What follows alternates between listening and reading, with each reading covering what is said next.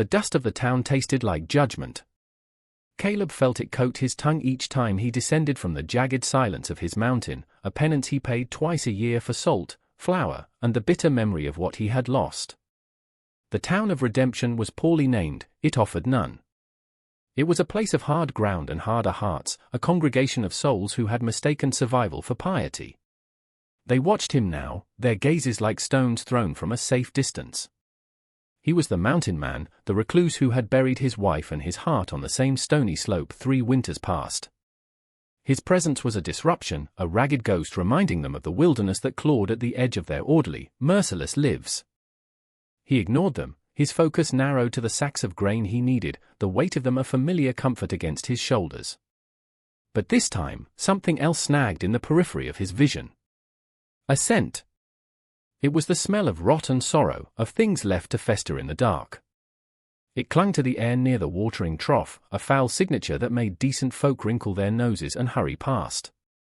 At the center of this miasma was a child. She couldn't have been more than 5 or 6 summers old, a tangle of filthy hair and rags that might have once been a dress. She sat in the dirt, her small back pressed against the splintered wood of the trough, watching the world through eyes that held the ancient, vacant patience of a starved animal. The other children gave her a wide berth, their mothers pulling them close, whispering harsh words that carried on the dry wind. Filth, one woman spat, her face a mask of disgust.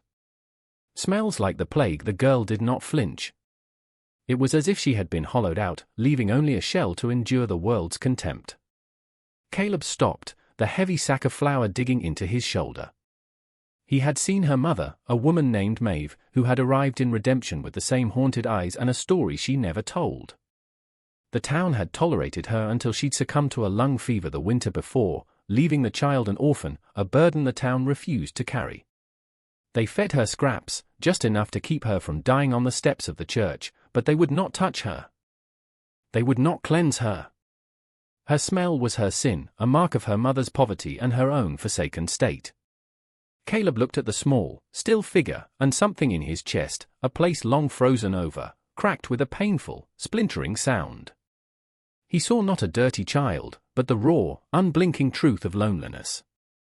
It was a truth he knew intimately, a landscape he had inhabited since Lyra's last breath had misted in the cold mountain air.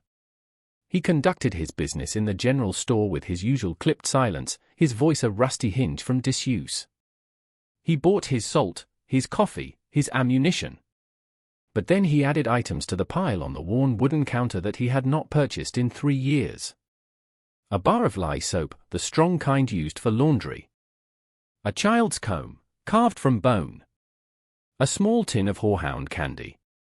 The storekeeper, a man with a perpetually sour face named Finch, tallied the items with a grudging curiosity. As Caleb paid, he did not turn to leave. He stood there, a granite figure blocking the light from the door, and let the silence stretch until it was taut and uncomfortable. "The girl," Caleb said, his voice low and rough as scree. Finch pretended not to understand, his eyes flicking away. "What girl?" "The one by the trough. The one you all let rot in the sun." Finch's face tightened. "She's not our affair. Her mother was a transient. The girl is touched. Unclean. I'll take her," Caleb stated. It was not a question, not an offer. It was a declaration, as immutable as the mountain behind him. Finch blinked, his mind slow to catch up. He saw the grim set of Caleb's jaw, the cold fire in his eyes that no one in redemption had ever dared to stoke. This was not a negotiation. It was a claiming. The man was taking a problem and making it his own. A wave of collective relief seemed to pass through the store, a silent, shared exhalation. The burden would be lifted. The smell would be gone. "You want her, you take her," Finch said, a dismissive wave of his hand sealing the transaction. "No one stopping you." Caleb turned without another word and walked out into the unforgiving sunlight. He approached the girl slowly, as one would approach a wild, cornered thing. She watched him come, her body tensing, her small hands curling into fists in the dirt. She did not run. There was nowhere for her to run to. He stopped a few feet away, casting a long shadow over her. He said nothing, simply crouched down, bringing his large frame to her level. He held out his hand, palm up. In it lay a single piece of horehound candy, its amber surface catching the light. Her eyes, wide and dark and empty, fixed on the small offering. For a long moment, she did not move. The town watched, a silent gallery of spectators. Then, with a slow, hesitant motion that spoke of 1,000 betrayals, she reached out a grimy hand and took the candy. Her fingers were as light as a moth's wing against his calloused skin. He stood, his hand still outstretched. "Come," he said, the single word a command, a promise, and a prayer all at once.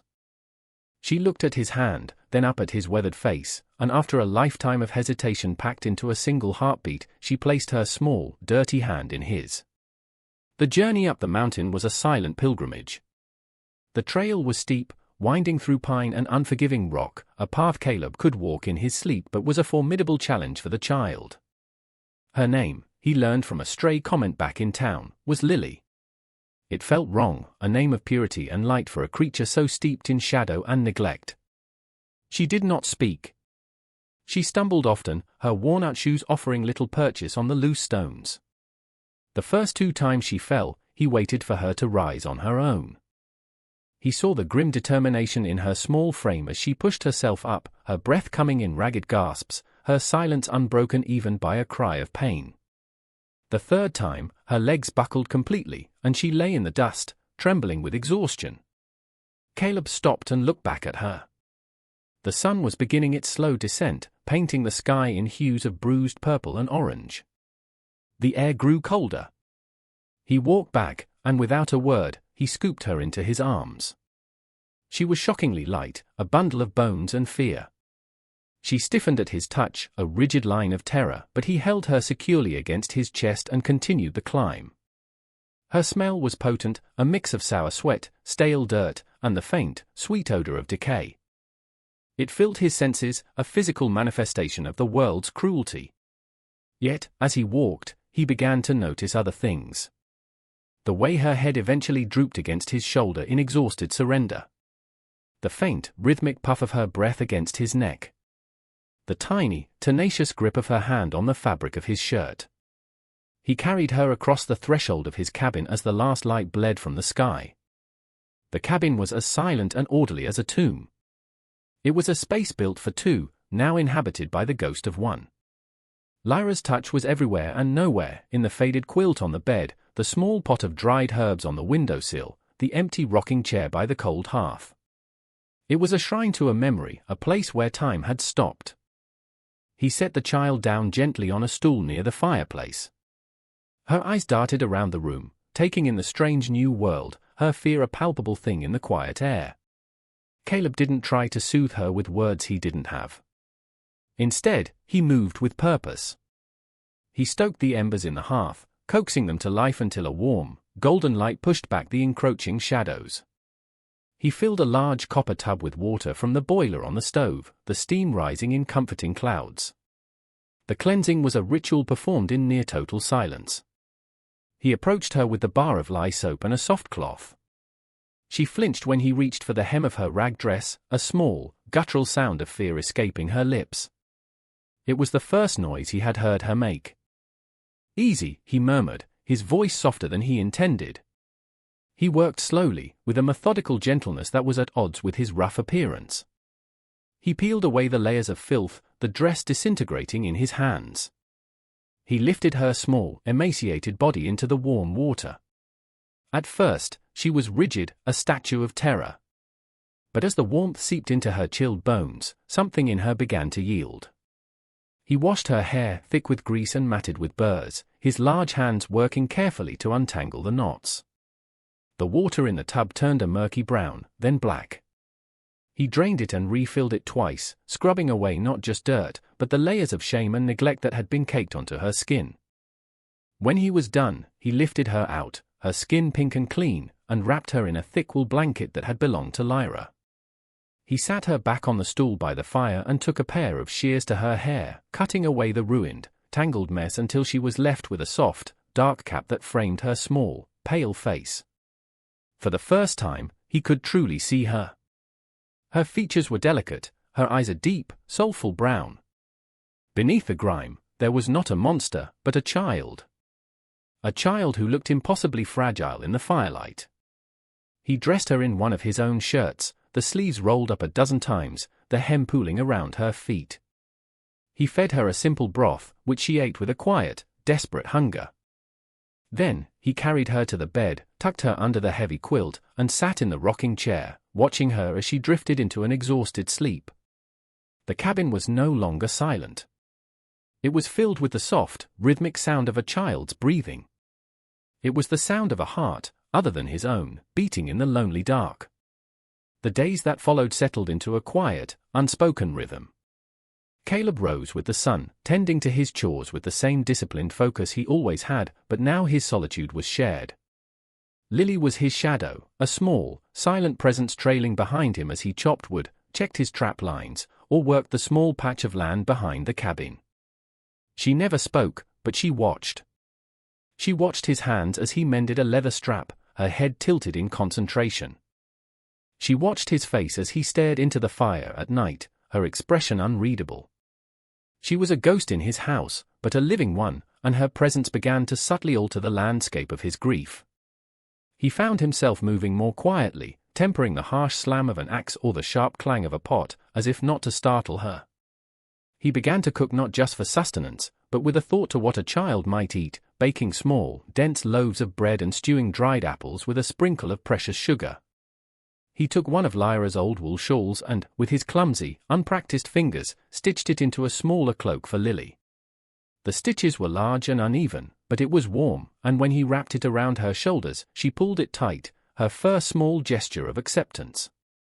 One afternoon, while he was sharpening a knife on a whetstone, Lily came to him and held out a fistful of mountain wildflowers, their purple and yellow heads a splash of vibrant color against her pale skin. She did not look at him, but stared at a spot on the floor as she offered them. He stopped his work and took the flowers from her small hand. He found an old tin mug and placed them in it with some water, setting them on the mantelpiece, right beside the worn photograph of Lyra. The splash of color seemed to breathe a little life back into the dusty corner. He carved for her. In the evenings, by the flickering light of the fire, he would take a block of pine and his sharpest knife and whittle away. His first creation was a small, clumsy-looking bird. He sanded it smooth with a piece of sandstone and offered it to her. She took it, her small fingers tracing the shape of its wings, and for the first time, a flicker of something other than fear or emptiness moved in her eyes. She clutched the wooden bird as if it were a holy relic, taking it with her everywhere, a constant companion in her silent world. The cabin, once a monument to what was lost, was slowly, imperceptibly, becoming a home again. The cold silence was now punctuated by the soft scuff of small feet on the floorboards. The air, which had for so long held only the scent of pine and cold ashes, now carried the faint aroma of baking bread and warm milk. Caleb found himself talking to her, not expecting a reply, but simply to fill the space. He told her the names of the trees, the calls of the birds. He pointed out the constellations in the vast, ink-black sky, telling her the stories Lyra had once told him. He was speaking to the child, but he was also speaking to the ghost of his wife, sharing this strange new chapter with her, seeking her silent approval. His heart, a thing he thought had been buried forever, was beginning to thaw around the edges. It was a painful, aching sensation, like blood returning to a frozen limb, but it was a feeling nonetheless. He was no longer just a man waiting to die. He was a guardian. He was something close to a father. The turning point came on a cold autumn night when the wind howled around the cabin like a hungry wolf. A storm was rolling in from the north, and Caleb had spent the day securing the shutters and bringing in extra firewood. Lily sat by the hearth, clutching her wooden bird, her eyes wide as she listened to the rising fury of the wind. Caleb kept a small, locked wooden box on the mantelpiece. It was the only thing he had salvaged from Lyra's belongings after the fire that had taken their first home, the fire she had not escaped. Inside was a collection of small, precious things, a pressed edelweiss from the day he'd met her, a lock of her honey-colored hair tied with a blue ribbon, and a simple silver locket on a delicate chain. He never opened the box. He couldn't bear to. That night, as the storm raged, Lily pointed a small finger towards the box. Her gaze was questioning, insistent. For a moment, Caleb's entire body went cold. That box was a vault of pain, a place he never visited. But looking at her small, curious face, bathed in the warm glow of the fire, he felt a shift inside him. He reached for the box, his hand trembling slightly as he turned the small key. He opened the lid. He took out the silver locket and held it in his palm. It was cool to the touch, a small, cold weight of memory. He opened it, revealing the tiny, hand-painted portrait of Lyra inside. She was smiling, her eyes bright with the life that had been stolen from her.